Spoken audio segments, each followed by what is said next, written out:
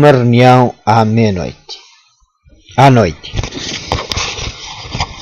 Atos Apóstolos, capítulo 20, versículo 7. E no primeiro dia da semana, juntando-se os discípulos para partir o pão, Paulo, que havia de partir no dia seguinte, falava com eles e alargou a prática até à meia-noite. Este versículo é o único registro no Novo Testamento de uma reunião religiosa que teve lugar no primeiro dia da semana. Young Park afirma que ele serve como evidência da observância regular do domingo. Nessa altura, os cristãos que viviam em Tessalónica reuniram-se para adorar no primeiro dia da semana, e Paulo deu-lhes testemunho. Isto sugere fortemente que esta é uma reunião regular de celebração e de partilha da Santa Ceia. A prática de Paulo de guardar o sábado. Lucas, que é bem conhecido por ser um historiador exato, escreveu o livro de Atos Apóstolos, que registra cerca de 30 anos da história da Igreja Apostólica, depois da ressurreição até ao ano 63 da nossa era.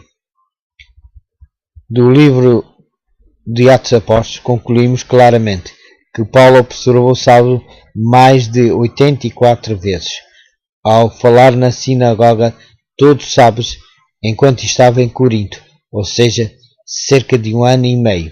Está em Atos Apóstolos, capítulo 18, versículo 4 e 11. Por outro lado, só há um lugar no livro de Atos Apóstolos que menciona realmente o primeiro dia da semana, o domingo. Lucas escreveu acerca do hábito que Jesus tinha de adorar na sinagoga no dia de sábado. Lucas, capítulo 4, versículo 16. E do mesmo modo registra que Paulo, como tinha por costume, também ia à sinagoga ao sábado. Atos Apóstolos, capítulo 17, versículo 2. E no dia depois do sábado, reuniram-se à noite, antes da partida de Paulo, no dia seguinte. A reunião foi uma combinação especial de Santa Ceia com um jantar de despedida feita a Paulo. O uso que Lucas faz do calendário judaico. É evidente que o sábado tinha passado uma vez, que Atos Apóstolos capítulo 20, versículo 7, afirma que foi no primeiro dia da semana que Paulo se reuniu com algumas pessoas de Troas para partir o pão. O versículo não diz a hora exata do começo da reunião, mas diz apenas que se alongou até à meia-noite. Sendo assim, então em que dia se realizou realmente essa reunião? Precisamos nos voltar para o contexto histórico para compreendermos isso, uma vez que a expressão não é completamente clara em termos da contagem do tempo. Segundo a Bíblia que os judeus usavam, o sábado começa ao pôr do sol de sexta-feira e continua até ao pôr do sol de sábado. Está em Levítico capítulo 23, versículo 32.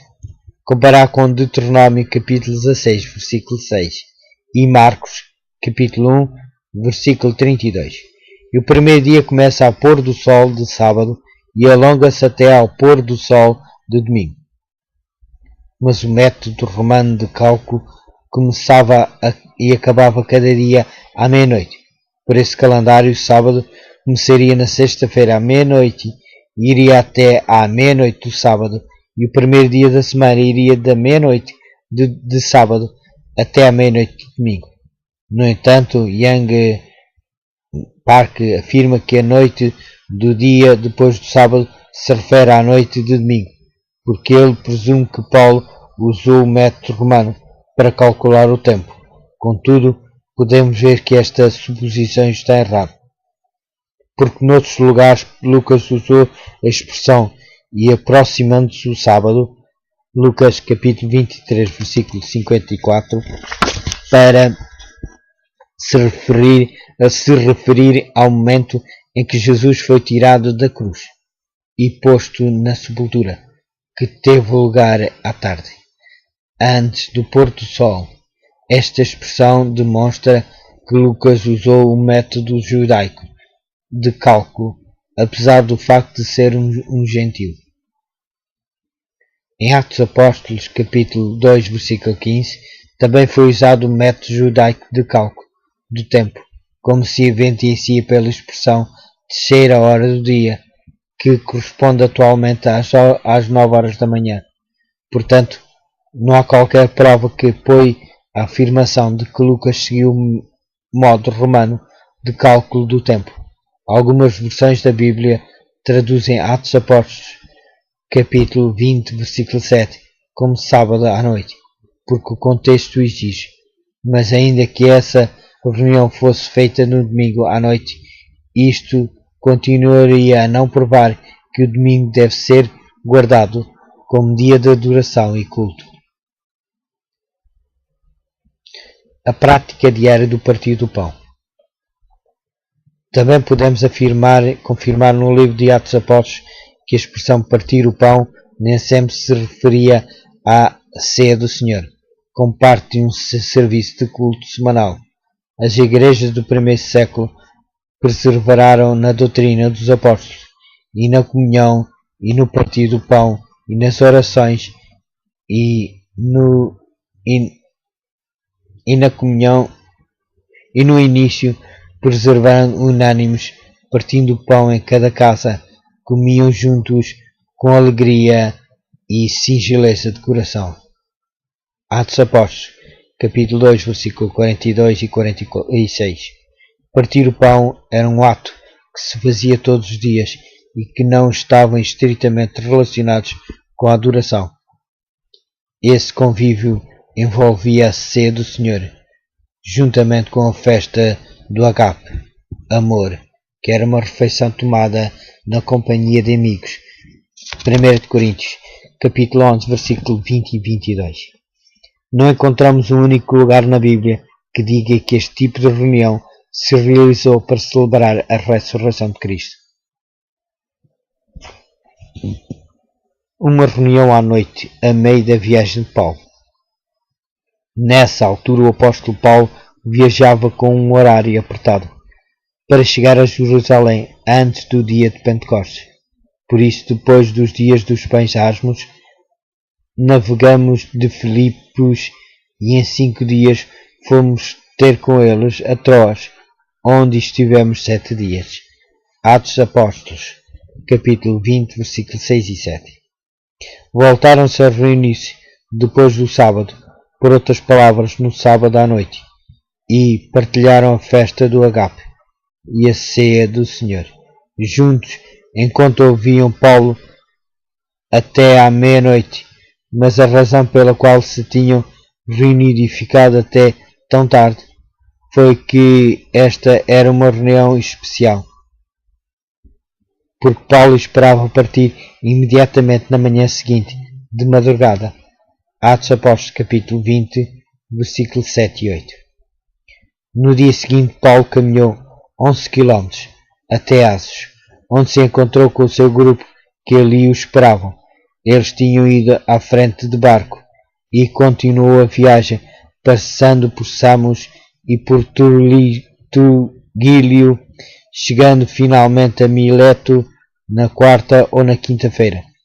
Ali Paulo convidou os anciões da igreja de Éfeso para ter uma reunião especial e deu um testemunho que tocou as suas mais profundas emoções.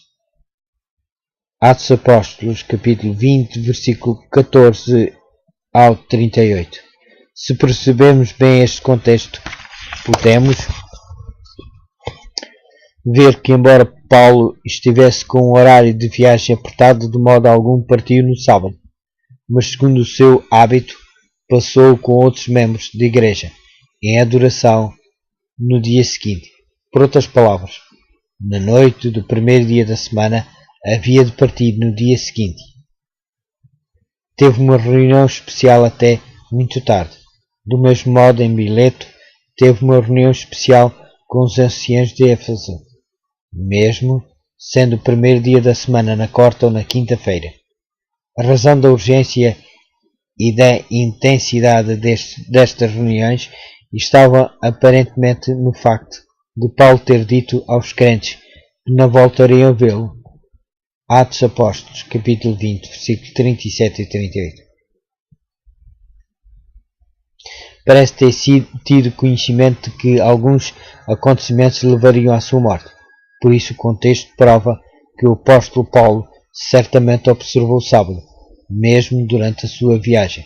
Domingo, que é o dia depois do sábado, era para ele apenas um dia vulgar, no qual partiu para a sua viagem, apesar do horário de Paulo que o levava a deslocar-se à pressa de lugar para lugar. Ele observou o sábado e retomou a viagem no primeiro dia da semana. Por isso, Bíblias em linguagem mais moderna dizem algo semelhante. No sábado à noite reunimos-nos para partir o pão. Paulo falou ao povo e, como queria partir no dia seguinte, prolongou a sua apresentação até à meia-noite.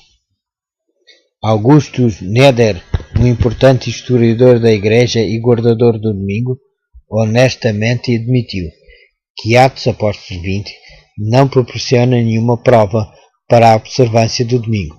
A passagem não é totalmente convincente, porque a iminente partida do apóstolo pode ter reunido a pequena igreja numa festa convívio de despedida, aproveitando o apóstolo para dar o seu último testemunho, embora não houvesse qualquer celebração do domingo nessa ocasião. A propósito das ofertas, 1 Coríntios capítulo 6, versículo 2 diz: no primeiro dia da semana, cada um de vós ponha de parte o que puder ajuntar, conforme a sua prosperidade, para que não se façam coletas quando eu chegar. Este versículo bíblico é a única referência ao primeiro dia.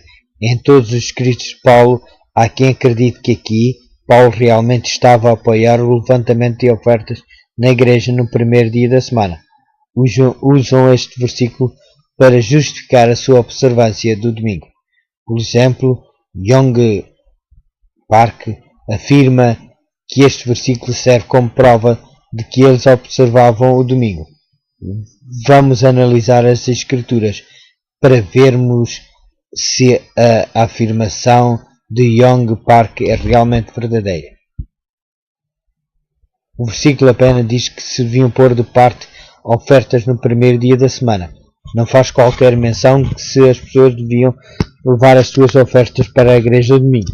Este facto ainda se torna mais claro quando lemos o texto em várias versões diferentes. Na Bíblia, Thompson diz assim: no primeiro dia da semana, cada um de vós, ponha de parte o que puder juntar, conforme a sua prosperidade, para que se não façam as coletas quando eu chegar. Tradução interconfessional. Todos os domingos, cada um de vós vá pondo de lado em sua casa uma parte daquilo que conseguir juntar, para não haver necessidade de andarem a fazer peditórios quando eu chegar. Bíblia de Estudo de Almeida. No primeiro dia da semana, cada um de vós ponha de parte em casa, conforme a sua prosperidade, e vá juntando, para que se não façam coletas quando eu for. No grego original, a referência a pôr alguma coisa de lado significa literalmente pôr junto a si, referindo-se a algo feito em casa, como dizem as versões que apresentamos. O significado do texto é muito claro. Não há qualquer implicação de ir à igreja cada domingo e fazer ofertas como as pessoas fazem hoje. A ordem para pôr de lado alguma coisa de lado não se refere a uma oferta regular, mas a um fundo especial da família para ajudar a igreja de Jerusalém, para a qual as igrejas dos gentios contribuíam generosamente. Romanos capítulo 15, versículo 25 e 27.